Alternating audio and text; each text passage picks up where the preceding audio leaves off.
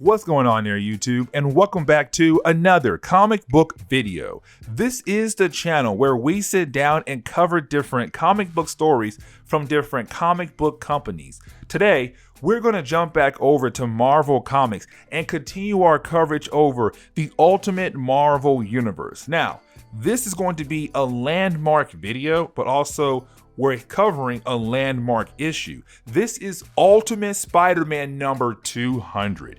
We have covered 200 Ultimate Spider-Man books, and this is a big one. Now, not like, oh my gosh, they did some crazy things in this book. No, it's just perfectly set up for the last couple stories we have in the Ultimate Marvel Universe that focuses on Miles Morales. So if you do like today's comic book video, please hit that like button down below and subscribe. But let's go ahead and dive into Ultimate Spider-Man number 200. With the opening of this book, this is where we pick up with Miles Morales and Genki. Of course, Miles Morales is the latest Spider-Man in the Ultimate Marvel Universe, who took up the mantle of Spider-Man after Peter Parker had died.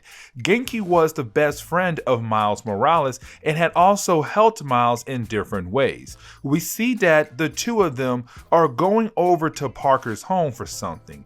We don't know yet why they are, but we also learn that Genki is planning to give Gwen Stacy some Lego thing to hopefully impress her and hoping to get her number. The next section focuses on Mary Jane, who's about to walk into the home of the Parkers with her new boyfriend Liam, which honestly, this is great news for her to see her moving on from Peter Parker to a new guy.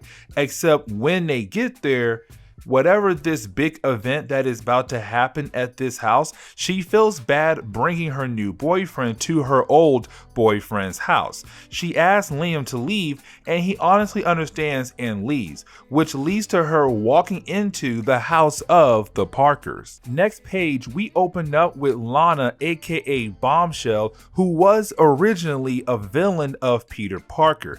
But at the end of his time being Spider-Man and with Miles Morales becoming Spider-Man, she actually turned good and became a hero somewhat. But we see her with Jessica Drew, who was known as Spider-Woman, who is actually changing her name. We see them both going to the home of the Parkers. After that, we pick up with the Human Torch and Iceman, who were both close friends of Peter Parker at the tail end of his time as Spider-Man, except they both run into Liz Allen, who in this universe is known as Firestar, who is just basically a female Human Torch. She was a close friend of Mary Jane, but she knew Peter Parker as well. But all three of them are going to the home of the Parkers as well. We learned that the reason why everyone is coming to the home of the Parker is because it's the second anniversary of the death of Peter Parker. Remember,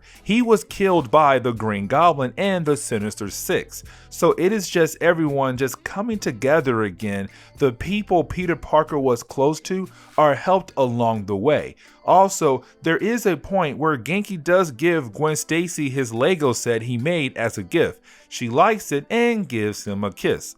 Don't worry, this won't last long in this universe. Then out of nowhere, you have Tony Stark send a catering service to help out everything. Honestly, Tony and the last few members of the Ultimates still feel bad for the death of Peter Parker, so it is his way to say I'm sorry and helping out. Now, you do have Kitty Pryde appear, and remember that her and Peter Parker dated for a brief moment, so it makes sense for her to come here.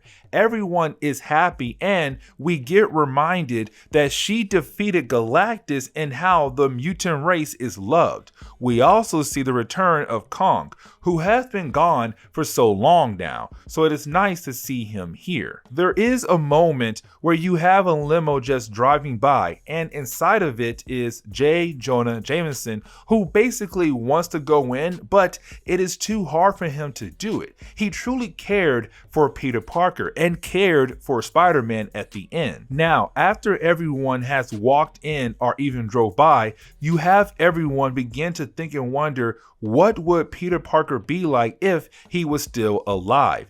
To Mary Jane, she remembers that Nick Fury said he was training Peter and thought that Peter had what it takes to be the best hero he can be, possibly even end up leading the Ultimates. Aunt May thought he would take his love for science to make the city and the police force better, making different kinds of gadgets to be used, what seems to be like a Spider-Man police force. They all get the chance to wear different kinds of police armor and use it to protect the city. That he would have done great things for the world thanks to his love for science. For Gwen Stacy, it's more of she thought of Peter Parker becoming some kind of reporter for the Daily Bugle, using his Spider-Man skills to put away the bad guys that just don't stay locked up. So people like the Kingpin, even though the Kingpin is dead now thanks to Ultimate Mysterio.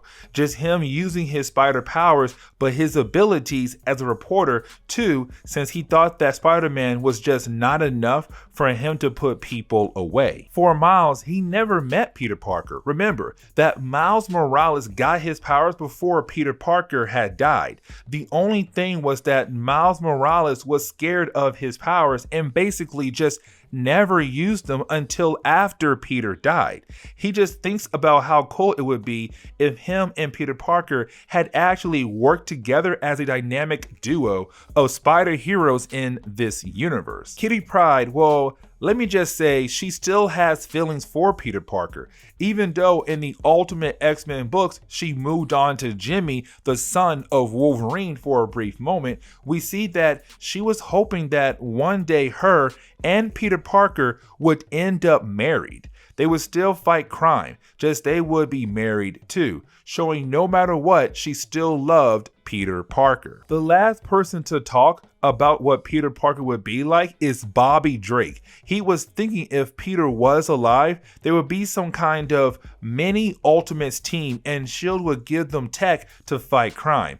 Nothing too serious or crazy to really get into. Now, to close on the book, you have Aunt May thinking that it would be a great idea for her and the others to give the catering service food out to the homeless to be nice.